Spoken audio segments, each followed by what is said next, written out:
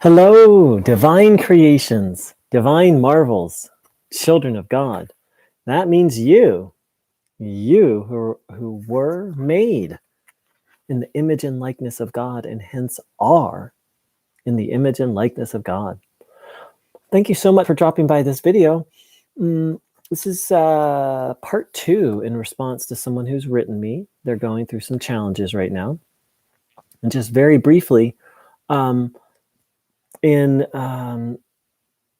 there's this idea that's talked about in the Bible of the unforgivable sin, that there's this sin that you can do that once you've done it, you'll never be forgiven. It's like no way out. And it's a little vague exactly what the sin is. And this person who wrote me was having an okay life until they read about this sin, and they fell into a deep place of fear and felt that they had done this sin and that they were somehow now permanently damned and that there was really no hope for them. And they've been, since then, it's just been negative thought. It's like they're under constant attack from negative thoughts. So first of all, this may sound a little strange, but everyone deals with this exact problem. It might not be as extreme as what you're dealing with, but that's kind of how, whether you call it evil, the devil, Satan, ignorance, that's how the negative force works, is it bombards people with negative thoughts. So in my view, what you're dealing with, every person on this planet is dealing with. You seem to be up against currently a slightly more intense, or maybe very more intense case of it. So I'm going to share based on the teachings of Bruno Gruning, who I consider to be the greatest disciple of Christ, the most Christ-like person I've ever heard of. And hence, for me, he has authority on what the actual teachings of Christ are all about. So according to Bruno Gruning, there's really no such thing as an unpardonable sin. He never came out and said that, but what he said is that God is good and that God never punishes, that God allows negative things to happen to us as a way of learning and as a way of what he called reparation, which means to balance out, which I understand to mean to balance out a past wrong or to pay off a debt. If we harm people, some way, shape, or form, we're going to experience kind of harm back. It's not only basic physics, it's spirituality 101. In the East, they call it karma. Christ called it reaping what you sow.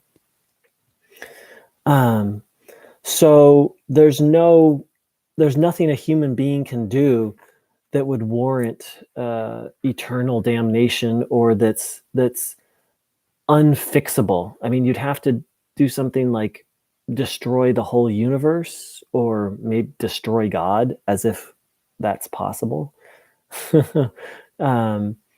for an unpardonable sin. And even then, and we'll get to, and even then, that would be forgivable.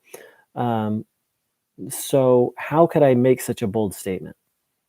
Well, according to Bruno Gruning, human beings, and this is right in line with traditional Christian theology, we have 3 components. We have a spirit, a soul, and a body. Now, the spirit is a part of us that is absolutely pure. It's in essence, you could think of it like God is the ocean, and a drop of that ocean lives within us, and that drop can never be tainted. The soul, Bruno likens to a radio antenna. It receives energy and thoughts. So if we take in good thoughts, then we do good actions and we feel good. If we take in negative thoughts, then we do negative things and we don't feel so good. So this is all very important, because Bruno Gruning said The human being never does evil. It's the evil that does evil. That once we take in negative energy or negative thought, it gets stuck in our body, and that purely divine soul, that divine soul that has that pure essence of divinity in it, is then sort of dragged around, but it remains pure. Bruno said that we literally become a servant of evil when we take negativity in until we're able to clear it out again. So this is very significant because in essence, the only sin is taking in evil. Everything after that is then the evil acting through human beings. So now I'm going to go to the letter that you wrote. I'm doing a little better. I still have blasphemous thoughts, but I try to stop them. That's very important. Learning how to monitor one thought at a time. Yes to good thoughts, no to negative thoughts, and then immediately asking God, this person, it seems that you're a Christian, instantly asking Jesus for help, asking Jesus for a good thought or a true thought. I figure I'm just going to try to be the best person and ask for forgiveness when I do have these thoughts and impulses. And if that isn't enough to get me to heaven, then I guess God really doesn't love me. I feel you, brother. I think you striving is enough. That's all anyone can do is strive and seek God's help. Without God's help, evil is stronger than us. And once we've taken it in, then we really need God's help. You know, the weird thing about and I'm continuing reading, the weird thing about all this is that I wasn't like this before. I mean, yeah, I was a sinner and all, but I never recall being stuck with uncontrollable thoughts. I mean, yeah, I got mad at God in the past. Who hasn't? But nothing like this. It's almost like I'm being forced to be this way, and that really isn't fair. So the idea of being forced to be this way, that's how evil operates. Once we take evil in, as Bruno said, we become a servant of evil, and we're literally dragged around. Now, the part that wouldn't be fair is if there wasn't forgiveness. And the thing to keep in mind is that God is all good and only good. So for some reason, I don't know what that reason would be. That's between you and God.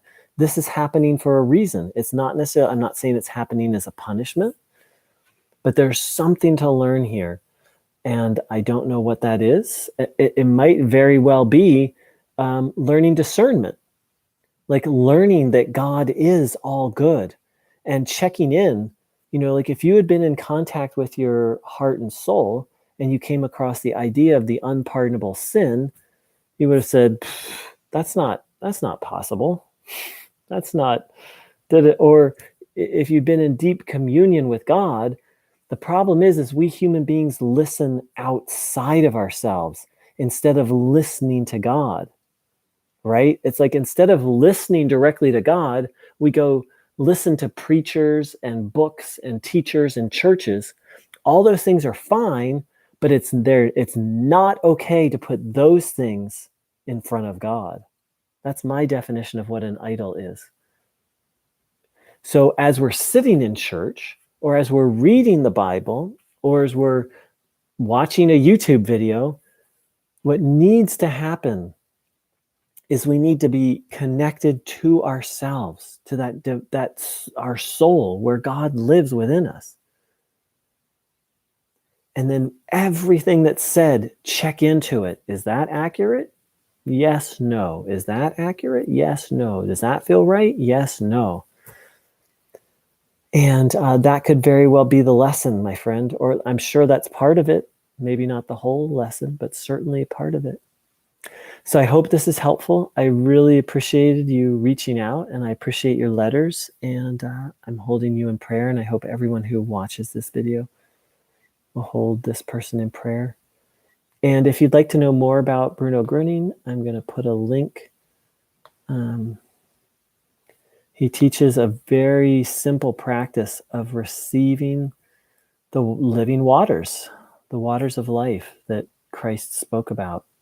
and that the living waters of Christ can actually free you from this evil. We all still have to contend with negative thoughts, but it's almost like you've taken in a big chunk, and now that chunk is just like drawing it in, magnified. And this practice of taking in the living waters, Bruno had so many poetic phrases for it. He called it the life stream, the river of life. Taking that in and asking God and asking Christ's help can absolutely free you of this burden. So if you'd like to know more about it, check out my website, which I posted the link for. And I wish you a wonderful, wonderful day. And I love the wisdom that you came to. You're like, I'm just going to do the best I can. Doesn't that feel like sanity and truth and goodness? Like God wouldn't give us if the traditional understanding of the unpardonable sin is not fair. So you're on the right track. You're sensing into what's true. So just keep listening. And you came to a beautiful place. Hey, I'm just going to do the best I can and ask for forgiveness. And to the best of my ability, ward off those thoughts. So I feel like, I know it's not easy, but I feel like you're on the right track, my friend. Thank you, thank you, thank you. Thanks to everyone who dropped by this video.